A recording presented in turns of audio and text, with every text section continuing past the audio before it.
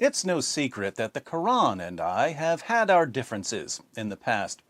But I'm a man of peace and love, so to avoid ongoing hostility and conflict, I'd like to extend an olive branch by sharing my favorite verse of the Quran.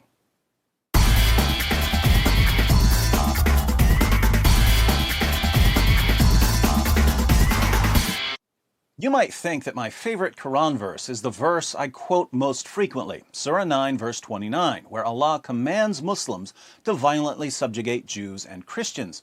But this isn't my favorite Quran verse at all. I just quote it a lot to help people understand 14 centuries of jihad.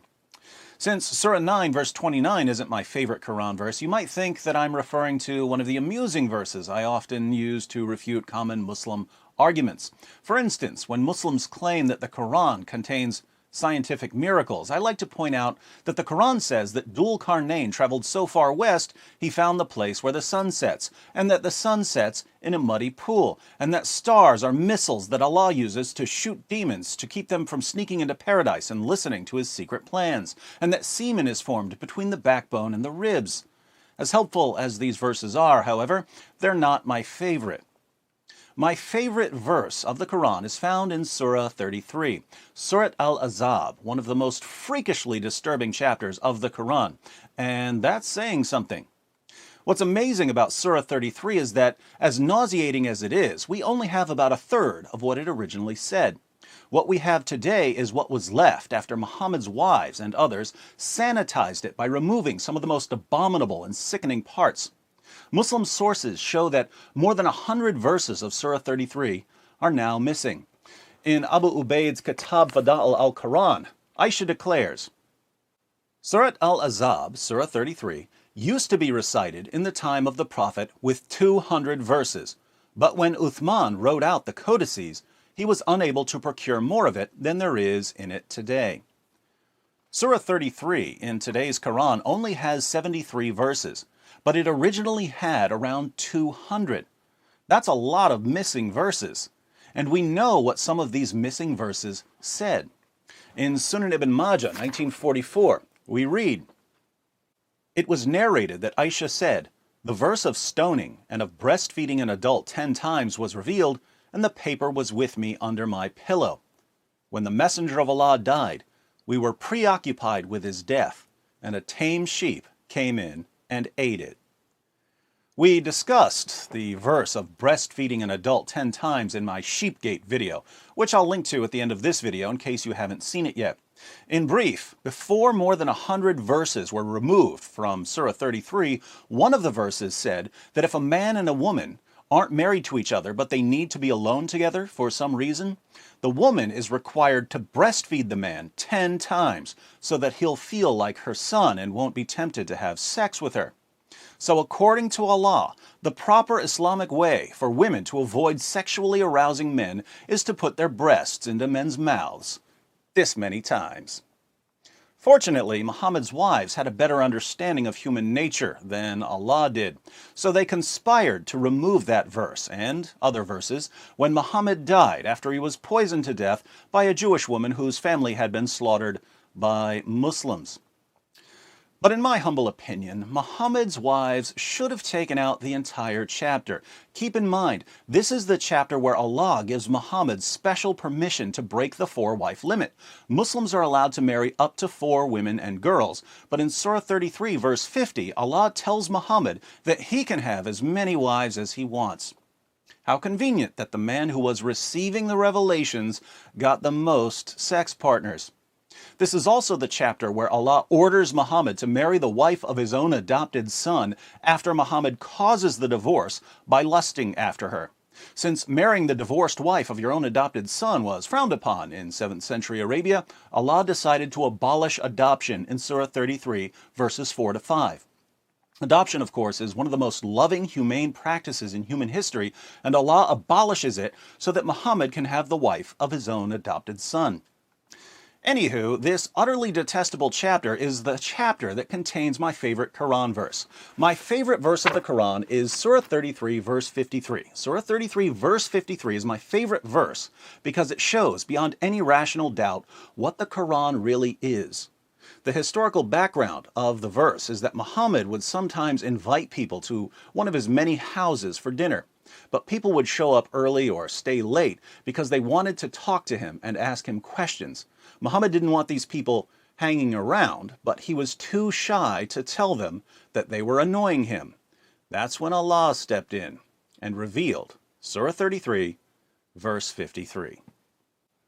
O you who believe, enter not the Prophet's houses unless permission is given to you for a meal, and then not so early as to wait for its preparation. But when you are invited, enter, and when you have taken your meal, disperse without sitting for a talk. Verily, such behavior annoys the Prophet, and he is shy of asking you to go. But Allah is not shy of telling you the truth. And when you ask his wives for anything you want, ask them from behind a screen that is purer for your hearts and for their hearts. And it is not right for you that you should annoy Allah's messenger, nor that you should ever marry his wives after him, i.e., after his death. Verily, with Allah, that shall be an enormity. Now, think about this. Muhammad doesn't like people showing up early for dinner or hanging out afterwards. He's a busy man, and Islam's most trusted sources say that he liked to have sex with all 9 of his wives on the same night, as we read in Sahih al-Bukhari, number 5068. Narrated Anas, the Prophet used to go around, have sexual relations with all his wives in one night, and he had 9 wives. Sahih al-Bukhari, number 5215. Narrated Anas bin Malik, the Prophet used to pass by, have sexual relations with all his wives in one night, and at that time he had 9 wives. Sahih al-Bukhari, 268. Narrated Qatada, Anas bin Malik said, the Prophet used to visit all his wives in a round, during the day and night, and they were 11 in number. I asked Anas, had the Prophet the strength for it? Anas replied, we used to say that the Prophet was given the strength of 30 men. And Sa'id said, on the authority of Qatada, that Anas had told him about 9 wives only, not 11. Surah 33, verse 50 gives Muhammad special permission to have more sexual partners than anyone else. And Muhammad wants to go from house to house, having sex with 9 women and girls a night. Now, obviously, if you're trying to have sex with 9 women and girls a night, not counting your slave girls, you don't have a lot of time for chit-chat. But Muhammad's followers want to talk to him, even if it interferes with his sexy time. Sadly, Muhammad, the guy who brags about having sex with 9 women and girls in one night, is just too shy to tell his followers to stop bothering him, so Allah has to intervene and tell them not to annoy Muhammad. Keep in mind, Muhammad is the one who's receiving these revelations. One day, Muhammad steps out and says, guys, I have a revelation from Allah. This is Allah talking, not me. I wouldn't say any of this, but Allah will. Remember just 3 verses ago when Allah gave me and me alone the right to have more sexual partners than any of you gullible stooges? Well, now Allah wants you to stop coming over to my house early, and He wants you to leave as soon as dinner's over. Again, I wouldn't say any of this. I'm just too shy. But Allah's not shy. He wants all of you to stop annoying me, stop talking me to death, stop asking me questions when I've got better things to do than spend my evenings with people who are too stupid to see what's going on here. How can Muhammad make it any clearer what Allah really is in Islam? Allah is Muhammad's sock puppet, whose primary goal is to give Muhammad everything he wants. Why is Allah so obsessed with giving Muhammad, the puppet master, whatever he wants? Because Allah's a sock puppet, and that's what sock puppets do. You Muslims bow down 5 times per day to Muhammad's sock puppet. And when we ask how you can possibly believe that this is the true religion, you say ridiculous things like, oh, the Quran's been perfectly preserved, and the Quran's filled with scientific miracles. Why do you say these things? Is it because you've studied the Quran and its history? Of course not. If you took the time to study, you'd know better.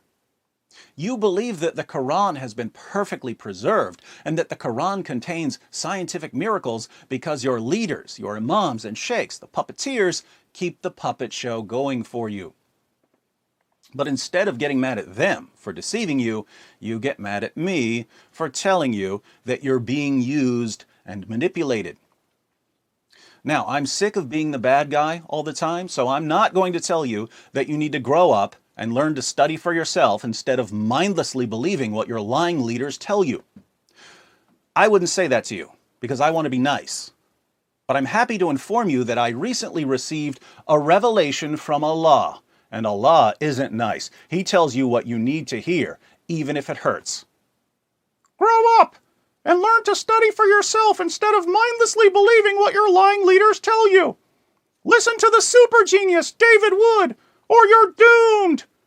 And be sure to watch this video about Muhammad's wives conspiring to remove parts of the Quran. Pretty creepy reducing Allah to a mere sock puppet, don't you think? But Surah 33, verse 21 of the Quran says that Muhammad is the pattern of conduct for mankind. So if Muhammad treated Allah like his personal sock puppet, and Muhammad is the pattern of conduct for mankind, the only way we can avoid treating Allah like this is to reject Islam.